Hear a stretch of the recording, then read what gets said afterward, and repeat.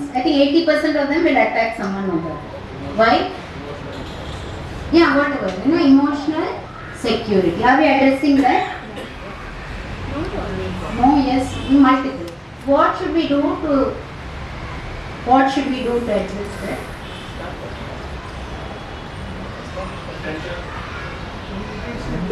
Communication. Number one is communication. Listen to them. They can be non-verbal, they may not be able to communicate, but can you still get non-verbal cues from them? Yes. They are always giving out non-verbal cues. Yes. If you look at that cycle of escalation, there is always a trigger, like you said. So, am I understanding the trigger? Am I managing the trigger? People don't understand the trigger, but there is always a build-up. Exactly. So, if you can kind of formulate that and say, this is why he is angry, I don't need to give a picture as a psychiatrist. Right? So, I think that is what we need to encourage. Encourage self-expression, encourage self-care. They don't know how to handle anxiety. What to do when I'm anxious. This should be part of your IEP. Right? So, when I'm anxious, what should I do? Should I lash out, hit someone? That's a very common response. In child psychology, we have two things. One is what I say, internalizing behavior, where I'm sad, I'll withdraw, I'll cry. Second is externalizing behavior, where I'll take something and hit you. Both have the same dynamic. But am I addressing it? Okay. Next, I'll leave this blank. This is also security. What we are going to hear in the next session, right? Like finances. That's a huge, again, problem for the parents. Security. It's a huge insecurity. When I'm living with such a huge insecurity, can I look after the child properly? Then I'm always thinking, what will happen after me? What about finances? Who will support? My present care is going for a toss, right? I'm not available to look at the present truth which is facing me. That's what I think most of 90% of us will face. Okay. So I'm glad that's being addressed. Third is love and belonging. I think this is also very common. With that girl's case, she wants to go somewhere. She wants to earn her money. If that is thwarted, if that need is not fulfilled, she is getting angry and anxious. So everybody needs to belong somewhere. So that's where I think PAPCP is being wonderful. Asha is being wonderful. Spastic Society. All these bubbles, all these organizations are looking after the love and belonging needs. I think we need more places like that, more networks, more people coming together. This will happen only when I'm looking at it again in chakra terms. If you're steady, if you're stable, if you're secure, then you will think of, okay, what kind of love can I give? What kind of belonging needs can I give this child? So I think today's session should address at least the lower two. I feel safe, I feel secure, all my needs are met. Now I should think of how to evolve ourselves better. Next. Okay. Then you come to the self-esteem needs. What is self-esteem? Confidence, Kalangana, all these organizations are there to say, okay, I belong somewhere and I have something to contribute. There, I think Ashwini and team are doing a wonderful job. All these people who place these kids, look at inclusivity, look at placement, try their level best to integrate the child into some kind of community. That will look after their self-esteem needs, and once this is looked after, they are fine. Right? Ashwini will agree that once they are happily settled somewhere, no behavior, nothing. Same way, one child from our Rainbow Center came with a lot of aggression, etc. The mother was so surprised. She went to the summer camp and there is absolutely no behavior. Only at home it's happening. What is the meaning of that? Right? Everything is there, out there. What we see in the situation is what is the answer to all this. So there, once you help them belong and express themselves in a new setup, because everybody needs to individuate. That is a huge challenge for our children. They're always stuck to the primary unit, the parent, the immediate special educator, school. They are unable to move on from that situation and help them express themselves in an entirely new setting, which happens very naturally for them. Okay. Yeah. So, and this is again lot of sensitivity, lot of care, a lot of that inner awareness, right? How I address the self-esteem. Sometimes, as parents, we are all guilty of saying, okay, you can't do anything, I will do for you, right? So, there always respect the child's situation and come down to that level. It might take time. right? But definitely if you want a happy child, that has to be. Respect their differences, respect their unique needs, respect their need to make a decision. Here I think, yeah, very small fraction of the general population achieves this anyway. I think we'll skip this. Right, so if we are able to achieve the other four, I'll be happy. Okay, now I think the final part. Very important. Final part. And we all know about this. What makes us burn out? We all deal with it, including me. Right, my colleague did so nicely. Okay, so there, why do we burn out? Again, because we are in our heads, right? We are not, it's my perception, nothing else, right? Where I feel I have to take care of the child. It's that lack of individuation, right? Lack of saying, okay, child's needs are met, he is capable of meeting his needs. That confidence that the child will thrive, whether I'm there or not. That's the reality we have to face anyway, right? I'm not there permanently here. I will leave. I'll pack up and leave any day, even this moment, right? So there I have to let go. That letting go is very, very difficult. Emotional letting go, I think a lot of our Indian parents struggle with that, not just special needs population. But there, I think that would be the number one cause of burnout, where you taking that extreme, absolute position of responsibility. So I think you will have to think other ways, that you have to be more open and flexible in your thinking. And saying, okay, what are my other options? I'm glad that we have other speakers who will be addressing these issues. Okay, and this burnout is terrible. It can reduce your lifespan. We see so many, premature deaths happening in parents. I don't want to say that, but that is the reality. That our emotional resilience. Even I remember some studies saying that the structure of our DNA is very different. Our telomeres are short, and so many things which are very scary. So I think we have a responsibility for ourselves also. Prevent yourself. So self-care is not a luxury.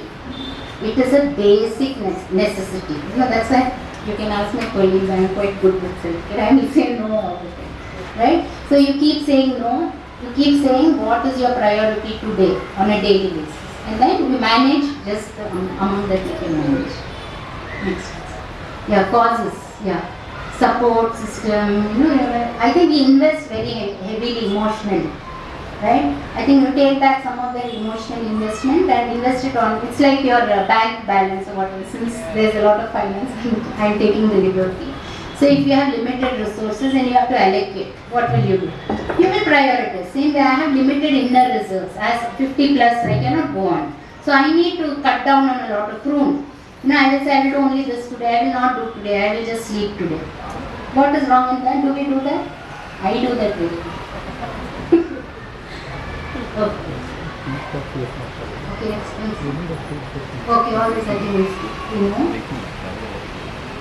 Okay. All this, so it can affect physically, mentally, even your lifespan. Okay. Okay, I think this also we need. Prioritize self-care, set boundaries, very, very important. I think as Indians, we all need to learn that. Indian women especially, right? You cannot take on the whole world on your head, right? Say no. Start saying no. I think half your problems will be solved. Okay. Anything else? Ants. What is that ant thing? Anybody has any? Last 2 minutes. What is ants in this context? I'm a fan of CBT, so I borrowed this from CBT. Anyone here? Maybe slow and steady. Huh? Yeah. No, I want the full form of ants in this context. What is that ant doing? Slowly building. Eating something. Can you see the eaten part? Yeah, yes. That's what ants do to your goals. What is ant? No? Okay, it's a term which I borrowed from CBT. It's called automatic negative thoughts. Demotivating thoughts. Yeah, there is a term for it. Automatic negative thoughts. Okay, so have this image in your mind and deal with your ants. How do you deal with your ants? You say in the situation, what would you do? Yeah, obvious. No? Just get rid of them. Maybe not kill, but do something else and deter them from coming to the league. Maybe we won't kill them, poor creatures. They will have nowhere to go. Ants are everywhere. Change the direction. Exactly. Something you will do, no? Can you do the same with your ants? Yes, we can. Thank you so much. What do you do here? Actually, I keep myself busy with things which I love to do, maybe I'm passionate about, so that I don't get into Shows that. the way you turn. Thank you so much, ma'am. Okay, so I think we all need to deal with our ants, every human being for that matter. You know, the content of that ant is different for everyone. But every human being, especially a mother, especially a female, I'm very passionate to the cause of females. So there, we all need to deal with the ants in our life. Because these are automatic. That means it's not in my control. When do I make it in my control? Oh, what will happen? For example, devastating ant. What will happen after me? Is it a reality? Partial reality, partial perception. Yes. So how do I deal with it? Whatever, such a nice philosophy, no? Indian culture has taught us. Take it easy. You know, stay in the present moment. Do your best in the present. If you are distracted by that ant, present moment is gone. Right? You are not doing what you should be doing today. So get rid of one ant. Like this, you have a similar colony of ants sitting inside. For every situation, hundreds of them will come. So be aware. First is that, see, when you find one ant in some place, what do you do? First of all, you should be aware. You know, I'm going and trying to stir my compost bin. I'll have some 100 ants on up my sleeve. So what is the first thing I need to do? Be aware. Don't make it automatic that you come and eat me up. Right? First thing is I have to be aware that in this situation I am going to look at this ant. That itself will take care of the problem. Because ants are everywhere. You cannot escape this. Okay, so you know which ant is sitting where and take precautions. Right? So when the ant comes also you say, okay, so you don't eat me, go. Ant is, you are not going to kill the ant hopefully. You know, some of us even consider them as divine symbols. Right? So we don't want to kill anything. But we will say, give boundaries, right? And that is where you belong, not up my sleeve. Same way, negative thought is there, it's there, but it's not, it need not be a reality for me. I will look at my ant in a different perspective. I say, you're there, so what? You just go. For now, I have to do my lecture. You know, that's how you get rid of all your ants. And then do that self-analysis. All of us are capable of it. It's just we are stuck at the low level. That's all. Thank you.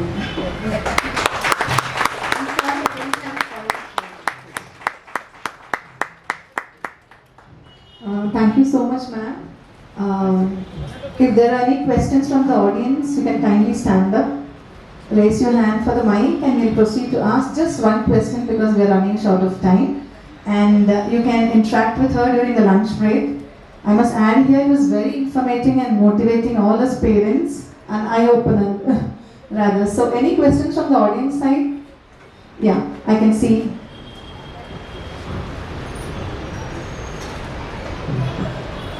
Nice presentation. I enjoyed it. My name is Nagaraj Rao. How much of yoga helped the autism and the candidates? I have an experience, I'll share later. So I guess again that's yoga, although it is very specific, I think our perception of it is very different. You know, so even for our students, I think some of them do really well with yoga. You know, they have some of them, especially the ones with hypotonia, you know, they are really flexible and they amaze us with all the asanas. So I guess it depends on what goals you have for them. You know, yoga is wonderful in terms of, one is, I will say, keeping them occupied, basic, right? In their routine, they don't have anything to do. They are very keen to go and sit in that yoga class for 1 hour. That is a basic thing. Second is, inadvertently, they will also imitate. That is improving their imitation skills. Teachers doing something, I am doing something. That is a very good way of social interaction. Third is, I will say, it is improving their physical. Again, it's like a sheet. It's same pyramid. You're going from top to bottom, or going from outward to inward. The Eastern way of looking at it. You know, you deal with all the outer components first. You deal with your social interaction. You deal with your muscle tone, you deal with your physiology, your breathing regularizes, you do all that. I mean, my limited understanding of yoga. And then I think it can become a very important tool for self-regulation.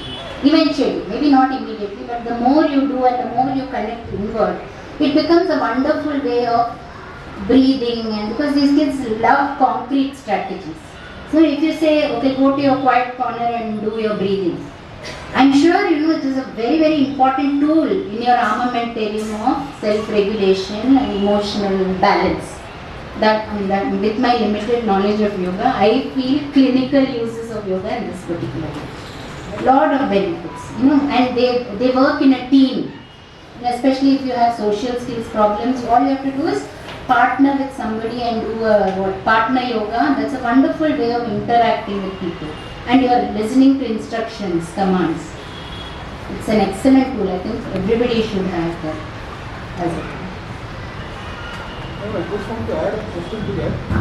I just want. Sorry, ma'am. Yeah, I just want to add one question to that. See, we know that Brahmari, Anulom Vilom and meditation helps these kids. But the challenge is how do we make these kids do that? Because for making them to sit even for 2-3 minutes is a challenge. Being that the case, how do we achieve this? Through self-determination. Remember our two goals, independence and self-determination. So, your goal is making him do Brahmari. Is it his goal? What will transfer that from your capacity to his? He has to experience that sense of connect, sense of belonging with yoga. Then there is no stopping. We are seeing with our kids, once you stimulate them the right way, there is no end to their achievement. They go to the tip. We see a lot of kids with yoga doing exceptional, some kinds of yoga poses, all lovely yoga poses. So I think we have to learn to facilitate the transfer of mastery from your side to their side. How do you do that? I know. Special educators will do it. It's always self-determination. That is the problem we always face with autism. Then nothing motivates them, right? Nothing interests them. We feel it's excellent. All our therapeutic models are excellent for us. A, B, this, that. But translate to the child's motivation, we struggle with. There, I think our educators can do this. I'll just share my experience. Because I've been following yoga for the last 20 or 30 years.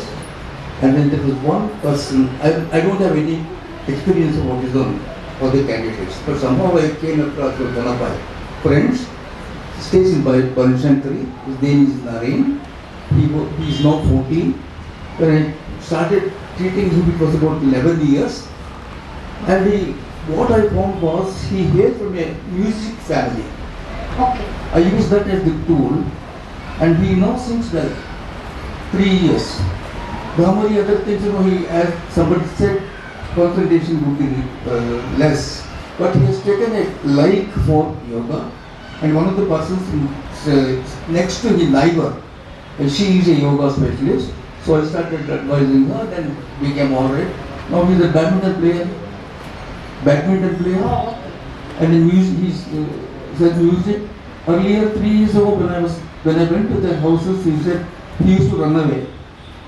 Now after 3 years, when I go there, he calls mom. Now uncle has come, please give me a cup of coffee. That is the change I got. Wonderful. So music was it.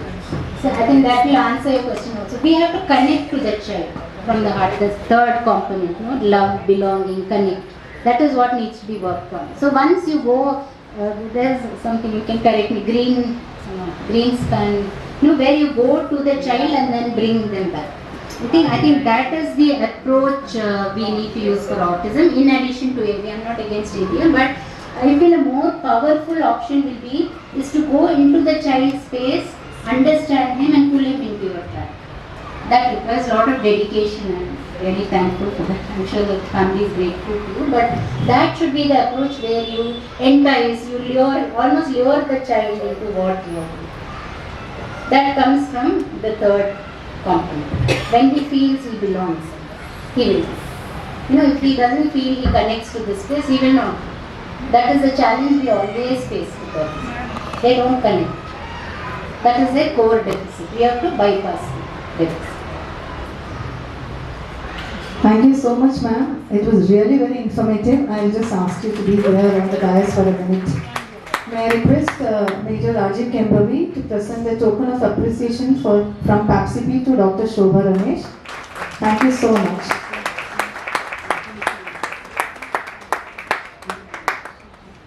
It was very informative as well as interactive with the audience.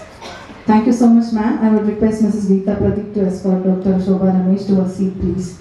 Handing over to Pradeep, sir.